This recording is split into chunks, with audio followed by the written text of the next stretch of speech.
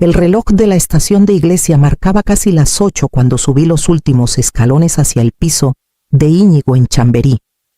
Había caminado despacio, como si cada paso quisiera retrasar un encuentro que, aún sin saberlo, presagiaba amargo. Al llegar al rellano, antes de llamar, escuché voces desde dentro. La de Casilda, afilada como un cuchillo. Se me clavó en el pecho. ¿Quién dejó entrar a esa vieja? Me quedé paralizada. Y lo peor fue escuchar, apenas segundos después, la risa de mi propio hijo repitiendo la misma frase, con un tono burlón que reconocí como suyo. No fue un golpe, fue un derrumbe silencioso. Respiré hondo, compuse una sonrisa forzada y empujé la puerta como si nada hubiera ocurrido. Casilda apenas levantó la vista de su móvil. Íñigo, con el mando en la mano, estaba absorto en un partido de fútbol. Mi nieto Teo tenía los auriculares puestos, como en otro mundo. Nadie se movió para saludarme. Fingí naturalidad y, mientras colgaba el abrigo en el perchero, saqué discretamente mi teléfono. Con un gesto aprendido de la soledad, activé la grabadora y la guardé en el bolsillo de la chaqueta. No sabía bien por qué lo hacía. Solo sentí que debía registrar aquello. La mesa ya estaba puesta. Me senté en una esquina, observando cómo terminaban de cenar sin siquiera ofrecerme un plato. El olor a carne asada llenaba el salón, pero a mí me supo todo a silencio. Recordé entonces las noches de fiebre de Íñigo cuando era niño, las veces que le cambié compresas húmedas en la frente, las madrugadas en que lo acompañé al hospital cuando tuvo neumonía, y ahora me trataba como a un mueble incómodo. Pedí un vaso de agua, y Casilda bufó. Íñigo, tu madre está pidiendo otra vez. Él apenas levantó los ojos de la televisión. Mamá, avisa antes de venir. Teníamos otros planes. Bajé la mirada, pero mi mano seguía firme sobre el móvil que grababa cada palabra. Bebí un sorbo, tragué despacio, y me prometí que no permitiría que aquella humillación quedara impune. Mi sonrisa fue la única armadura que tuve esa noche.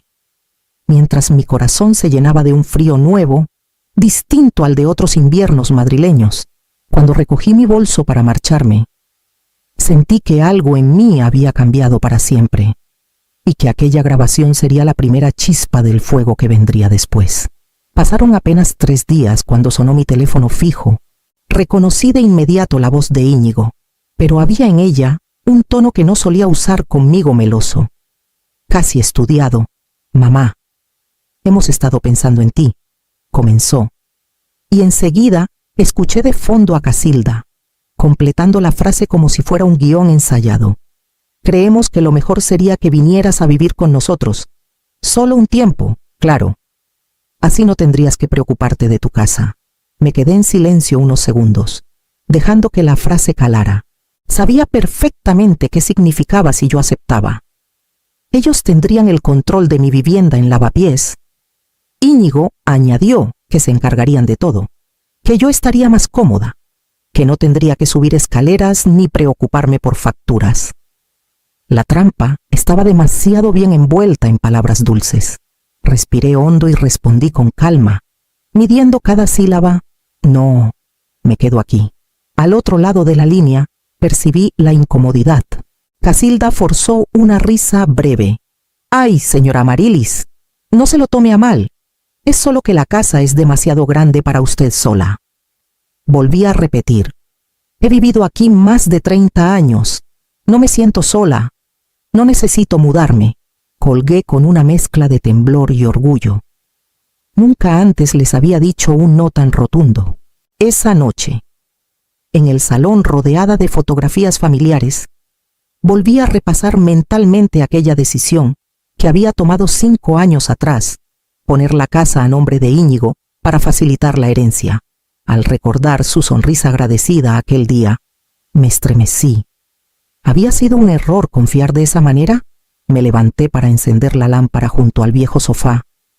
Las paredes parecían observarme con los rostros de mi madre, de mi abuela, de mi propio hijo en sus años de infancia. Me sentí vulnerable, sí, pero también consciente de que aquel hogar era mi refugio. levantado con años de sacrificio. Me juré entonces que nadie, ni siquiera Íñigo, lograría echarme de allí, y en esa certeza se fue gestando la fuerza que me llevaría al siguiente enfrentamiento. Una mañana cualquiera, mientras regaba las macetas del balcón, vi a Casilda aparecer en la esquina de la calle con 2 bolsas de la frutería de Antón Martín. Subió las escaleras como si fuera su casa y entró sin esperar invitación, sonriendo con esa amabilidad impostada que me resultaba tan familiar. «Le he traído tomates frescos, señora Amarilis», dijo, dejando las bolsas sobre la encimera y comenzando a ordenar como si conociera cada rincón de mi cocina. La observé en silencio mientras se servía café en una de mis tazas favoritas. Con la cucharilla removiendo lentamente, lanzó la primera estocada. A su edad, estaría más cómoda con compañía. Vivir sola es mucho esfuerzo. Sentí la intención escondida bajo esa frase. El veneno suave de quien se disfraza de preocupación. Me senté frente a ella, y mientras cortaba un trozo de pan le respondí con calma: «¿Qué haríais si yo viviera 20 años más?» La vi atragantarse un segundo sin saber qué contestar.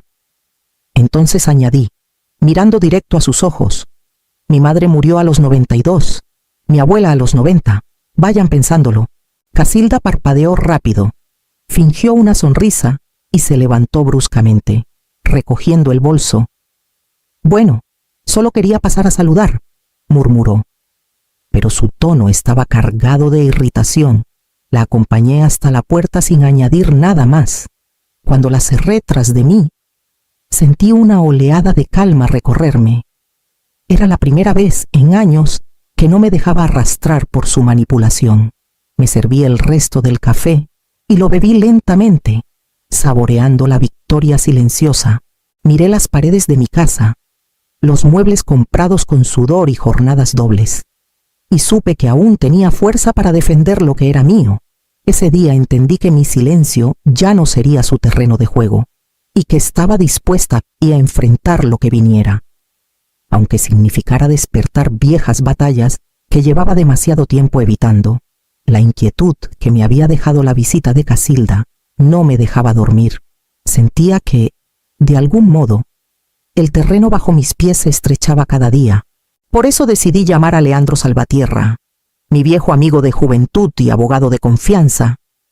Nos citamos en un café cercano a la Puerta de Toledo, un lugar donde solíamos encontrarnos cuando la vida todavía parecía tener respuestas fáciles. Leandro llegó puntual, con el maletín en la mano y esa mirada franca que siempre me había inspirado seguridad. Apenas nos sentamos, le conté lo sucedido en las últimas semanas, las frases de desprecio, las visitas disfrazadas de preocupación, la propuesta de mudanza. Me escuchó sin interrumpirme, tomando notas en una libreta pequeña. Cuando terminé, me miró fijamente y dijo: «Amarilis, ¿recuerdas la escritura que firmaste hace 5 años, cuando pusiste la casa a nombre de Íñigo?» Asentí con un nudo en la garganta. «Pues bien», continuó, «aquel día no solo firmaste una cesión, yo incluí un poder notarial limitado y una cláusula de usufructo vitalicio. En palabras sencillas, puedes vivir en esa casa hasta el último de tus días, tomar cualquier decisión sobre ella e incluso venderla si lo consideras necesario». Sentí como si una losa se levantara de mis hombros. Había creído estar indefensa, entregada por completo a la voluntad de mi hijo, pero en realidad seguía teniendo la llave maestra. Leandro, con voz firme, remató: «Dueño en papel no es dueño en la vida, y tú no has perdido tu derecho». Regresé caminando a lavapiés con una mezcla de alivio y rabia. Esa noche, en mi mesa de comedor, abrí la carpeta donde guardaba la escritura. Leí cada párrafo con atención, reconociendo las firmas, las cláusulas, los sellos. Me detuve en las palabras que confirmaban mi derecho de usufructo y las subrayé con pulso tembloroso. Recordé entonces a mi madre, que siempre me advertía: «Nunca entregues tu casa sin dejar un candado para ti». Cerré los ojos y comprendí que ese candado aún estaba ahí, esperando que yo lo utilizara. Y con esa certeza, Supe que lo que venía ya no sería defensa, sino ataque. La tarde estaba gris cuando sonó el timbre con insistencia. Abrí la puerta y me encontré con Íñigo acompañado de un hombre trajeado con un maletín. «Mamá», dijo con voz impostada. «Este es el doctor Rivas. Queremos asegurarnos de que está en plenas facultades». Reconocí enseguida la estrategia. Habían encontrado un abogado que les había hablado de incapacitarme.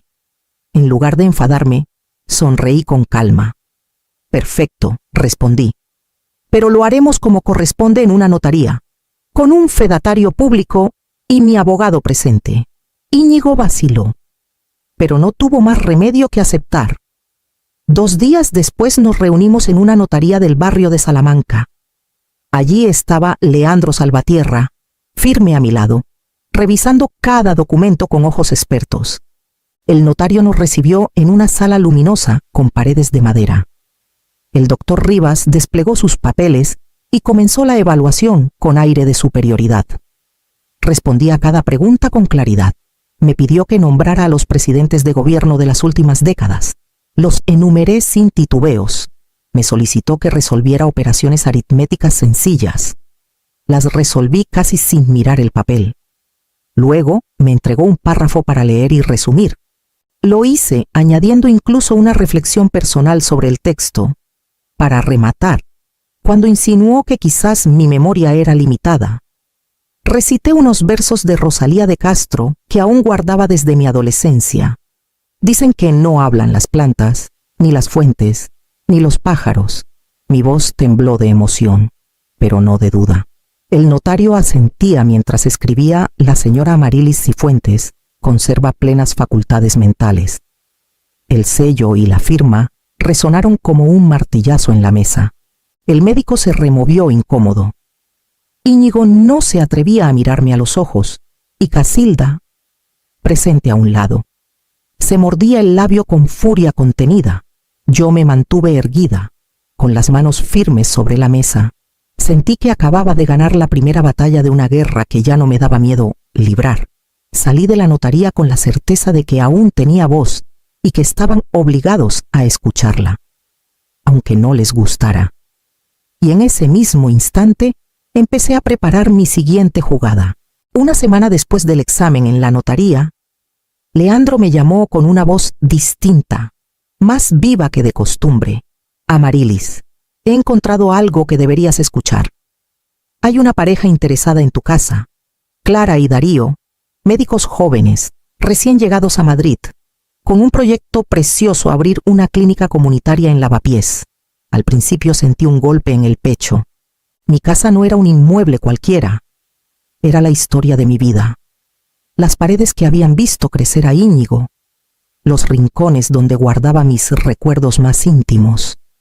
Pero la curiosidad pudo más, y acepté conocerlos. Los recibí un sábado por la tarde. Clara y Darío entraron con respeto, mirando cada detalle con una mezcla de admiración y entusiasmo. «Este salón tiene luz perfecta para reuniones con pacientes», dijo Clara, mientras acariciaba las cortinas que yo misma había cosido años atrás. Darío añadió con una sonrisa franca: «Queremos atender a las familias del barrio, a quienes no pueden pagar consultas privadas. Aquí habría un lugar para ellos».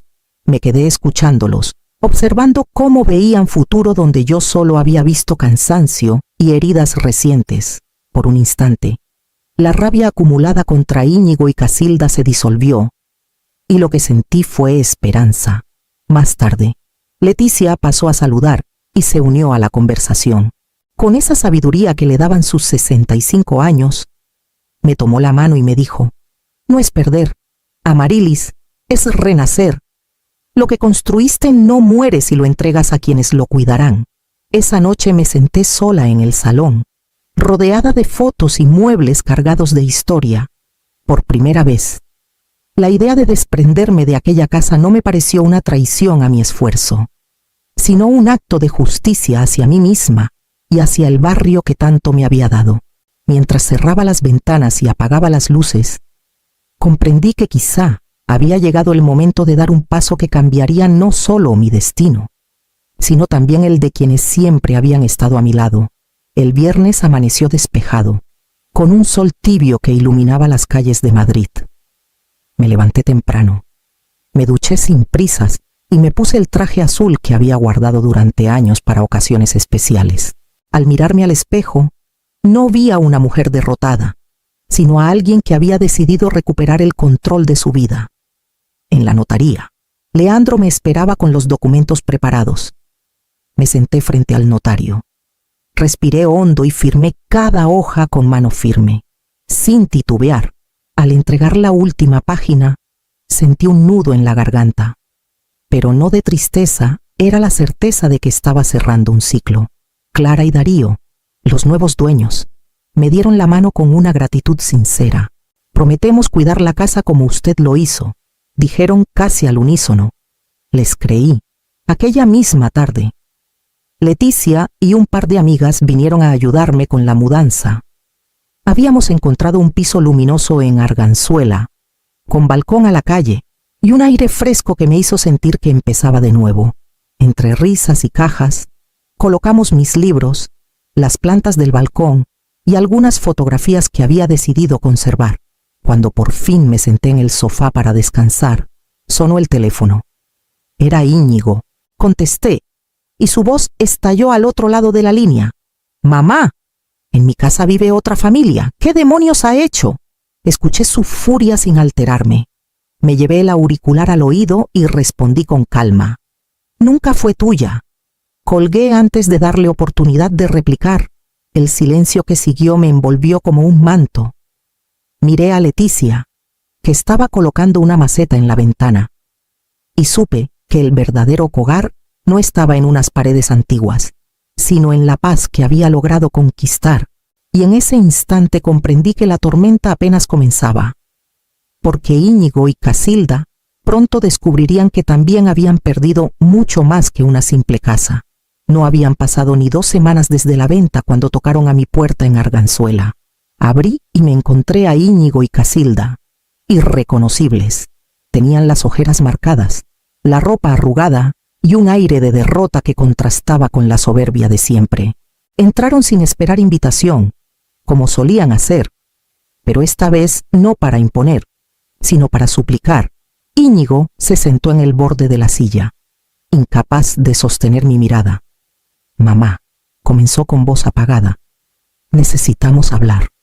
Casilda, con lágrimas contenidas, tomó la palabra enseguida. «Usamos la casa como aval, para un préstamo grande, para el coche, las reformas, las tarjetas. El banco ahora exige otra garantía o perderemos nuestro piso en Vallecas». Me quedé en silencio, observando cómo las palabras se derramaban como confesión. Ellos, que me habían tratado como carga, habían puesto en riesgo mi casa sin pensar en las consecuencias. Ahora se enfrentaban al mismo abismo que habían cavado. «Sabemos que recibió dinero por la venta», añadió Íñigo con un hilo de voz. «Si pudiera prestarnos, aunque sea una parte, podríamos salvar la casa». Me levanté despacio y caminé hacia el balcón. Desde allí, el aire fresco del barrio me trajo calma. Miré a los transeúntes que paseaban ajenos al drama que se desarrollaba en mi salón y, sin girarme hacia ellos, dije con serenidad: 30 años os ayudé. Hipotequé mi vida por vosotros. Esta vez aprended solos. El silencio fue más duro que cualquier grito. Casilda rompió en llanto, tapándose el rostro con las manos. Íñigo bajó la cabeza, derrotado, como un niño reprendido. Me acerqué a la puerta y la abrí sin prisa. «Podéis iros», añadí con un tono que no admitía réplica. Cuando crucé el pestillo tras su salida, sentí una paz nueva, firme, que se asentaba dentro de mí como una muralla. Sabía que su caída apenas empezaba y que la lección sería más cruel de lo que ellos podían imaginar. Aquella tarde de domingo, mientras doblaba ropa en mi nuevo piso, escuché un timbre tímido. Al abrir, me encontré a Teo, mi nieto, con la mochila colgada al hombro y el rostro serio, distinto al muchacho distraído que solía ver tras la pantalla de un móvil. «Abuela, ¿puedo pasar?», preguntó casi en susurro. Se sentó en la mesa de la cocina y sacó el teléfono. Con manos temblorosas me mostró varias capturas de WhatsApp. Eran mensajes de Casilda a Íñigo. La vieja no dura mucho. Pronto será todo nuestro. Sentí un escalofrío recorrerme la espalda. No por la frase en sí, sino porque mi nieto hubiera tenido que cargar con esa prueba. Lo miré a los ojos y solo pude decir: gracias por confiar en mí. Decidimos salir a la terraza. Desde allí, el río Manzanares brillaba con la luz anaranjada del atardecer. Teo habló primero. Abuela, yo sé que mamá dice cosas feas, pero yo no pienso igual. Para mí usted no es una carga. Nunca lo fue. Sus palabras me atravesaron como bálsamo. Por un momento, todo el dolor de las últimas semanas se suavizó. Le tomé la mano y le respondí con voz firme: tu abuela solo pedía respeto, nada más. No olvides nunca que quien da todo sin pedir nada, también necesita ser tratado con dignidad. Él asintió. Con esa madurez repentina que los golpes de la vida imponen antes de tiempo, prometió visitarme sin sus padres, aunque tuviera que inventar excusas. Quiero que sepa que siempre voy a estar de su lado, dijo con un brillo honesto en la mirada. Lo abracé fuerte, sintiendo que aún quedaba un hilo limpio en la maraña de engaños que me rodeaba. Esa noche, al quedarme sola, comprendí que la sangre no siempre condena, a veces rescata, a veces devuelve la esperanza que parecía perdida. Me dormí con una certeza distinta, sabiendo que en medio de la tormenta aún quedaban lazos capaces de sostenerme, y que quizás ese muchacho sería la pieza que inclinaría el juego en direcciones inesperadas. Pasaron los meses, y con ellos se fue asentando en mí una serenidad nueva. Había aprendido a caminar por Arganzuela con la cabeza alta, a disfrutar del bullicio de los mercados, de las charlas con Leticia en la plaza y del silencio de mi propio balcón. Una tarde de primavera sonó el timbre. Al abrir, me encontré a Íñigo, con un ramo de margaritas baratas en la mano y una expresión que no recordaba desde que era niño, la de alguien que llega sin defensas. «Mamá», murmuró, evitando mi mirada. «Vengo a pedirte perdón. Me equivoqué, te traté mal, y lo sé. No supe valorar lo que hiciste por mí». Lo dejé hablar en silencio, escuchando cada palabra como si fueran gotas cayendo sobre una tierra seca. Cuando terminó, respiré hondo y le respondí con firmeza: «Vendrás solo cuando yo te invite, y me tratarás como madre, no como carga.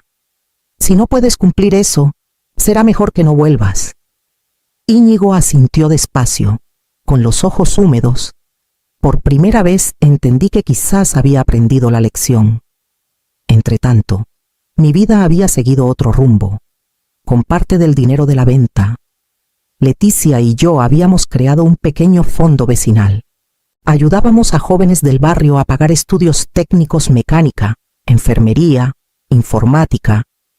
Ver a esos chicos y chicas caminar hacia un futuro distinto me llenaba de un orgullo que nada ni nadie podía arrebatarme. Llegó mi cumpleaños número 69. La mesa estaba rodeada de rostros queridos Leticia, algunas vecinas, y en especial Teo, que no se separaba de mi lado. Al soplar las velas, sentí que el aire que salía de mis pulmones no solo apagaba llamas, sino también años de desprecio y silencios impuestos. Pensé entonces con una sonrisa: mi venganza fue perfecta, porque no me liberó de vosotros, sino de vuestras cadenas. Y comprendí que la verdadera victoria no era el castigo, sino el respeto conquistado allí donde antes solo había vacío.